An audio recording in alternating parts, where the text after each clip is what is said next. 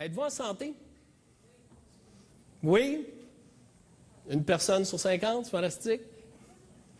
Vous savez, il y a toujours 3 niveaux de réponse universels à n'importe quelle question dans l'univers. Oui, ouais, non. Êtes-vous en santé? Ouais.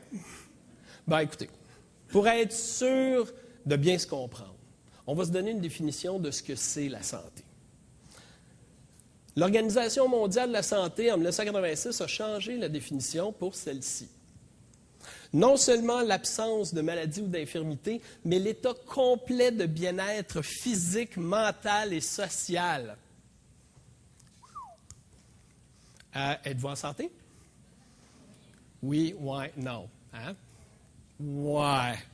Moi, je lis ça, puis je peux vous avouer que je suis un méchant malade. Oui. C'est dur d'être en santé. On est bombardé de toutes sortes de choses.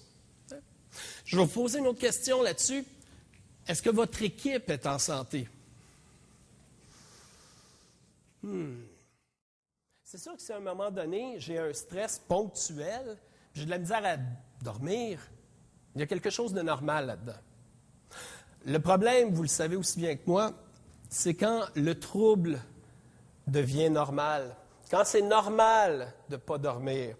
Quand c'est normal d'avoir mal. Quand c'est normal d'avoir des trous dans les murs. Ça, c'est pas normal.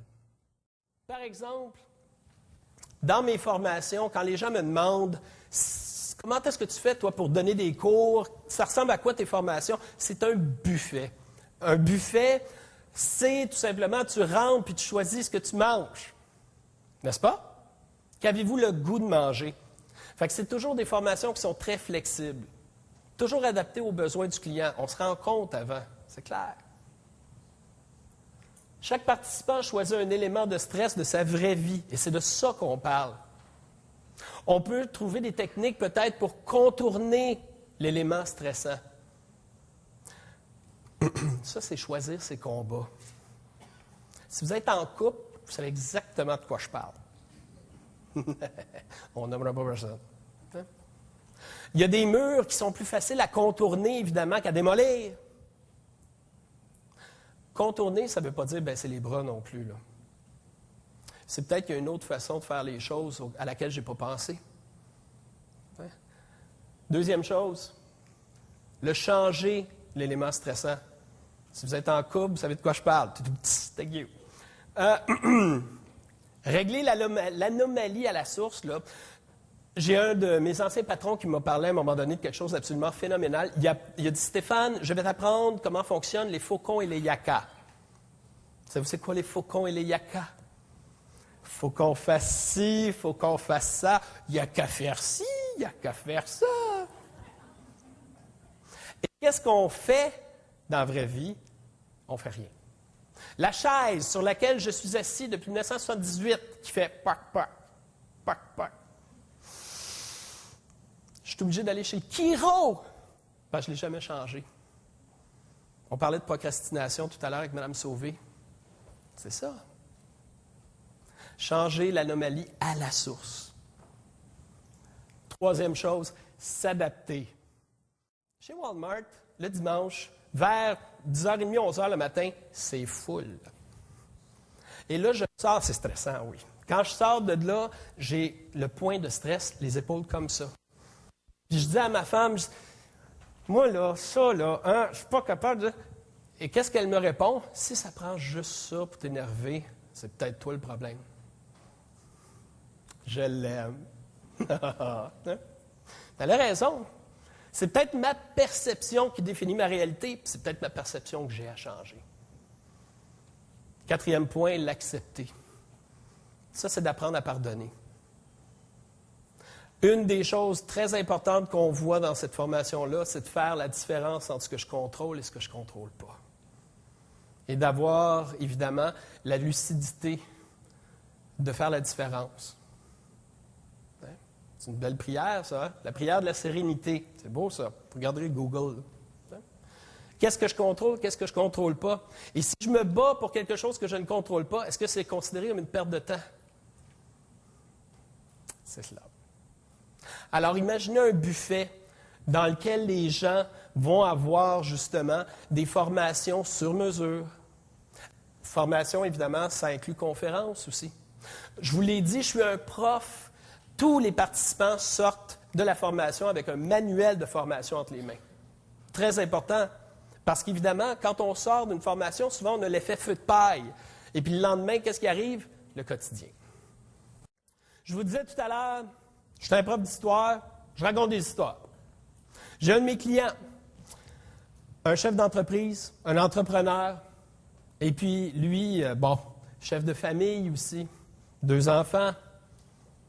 À un moment donné, évidemment, chef d'entreprise, ça travaille fort, le téléphone, les clients, tout ça, les rencontres, travaille énormément sur la route. Son premier enfant rentre à l'école. Et puis là, on s'aperçoit évidemment à l'école qu'il y a un retard. Il y a un retard du langage. Donc, lui, évidemment, il prend action avec les gens de l'école pour essayer justement de déployer des ressources pour l'aider, cet enfant-là, en maternelle. Là, on s'aperçoit que cet enfant-là est dysphasique. Savez-vous c'est quoi la dysphasie? C'est comme la dyslexie, mais orale. À toute fin pratique, l'enfant cherche à dire quelque chose, puis il n'est pas capable d'arriver à le dire. Imaginez le stress que ça peut encourir pour cet enfant-là. Imaginez le stress que ça peut encourir pour les parents. Là, il y a toute la gamme d'émotions, évidemment, qui embarque là-dedans. La culpabilité, la révolte. C'est pas facile, mais c'est la vraie vie. Puis le téléphone n'arrête pas de sonner, là. On se comprend. Travail-famille, c'est facile? Maintenant, deuxième enfant, rentre à l'école, petit garçon aussi. Il y a le même genre de problème, mais pas tout à fait. Lui aussi, problème de langage, de la misère à s'exprimer. Par contre, le plus jeune, il fait des crises. Alors, le chef d'entreprise, justement, qui est sur la route, qui est en train de rencontrer un client, le téléphone sonne, venez chercher votre enfant, il vient de frapper le professeur. Et là, à force de faire des tests avec cet enfant-là, on s'aperçoit de quoi? On s'aperçoit qu'il est autiste. Imaginez ce que ça peut générer comme émotion chez un parent. Imaginez la culpabilité. Mais bon, il faut passer au travers. Hein? De toute façon, un chef d'entreprise, ça a 3 enfants. Les 2 petits gars, puis l'entreprise. On se comprend. Donc, il faut que je m'occupe de mes 3 enfants. Donc, on refoule, on refoule, on refoule, on refoule.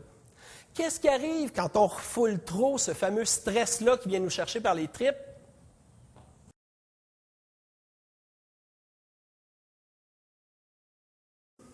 C'est moi.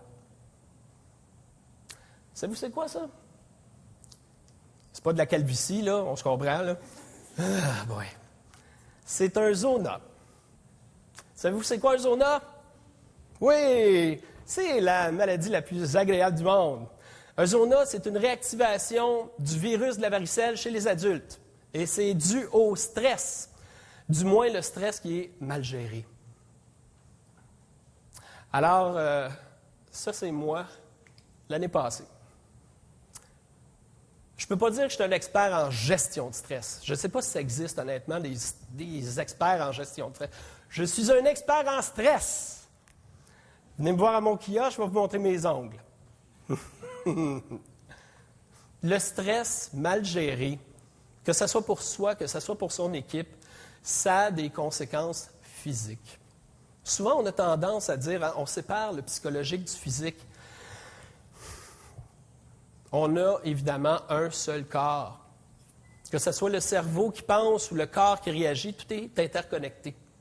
Et c'est ce genre de réaction-là que je cherche avec passion, puis je le dis sans broncher, à aider les gens à éviter.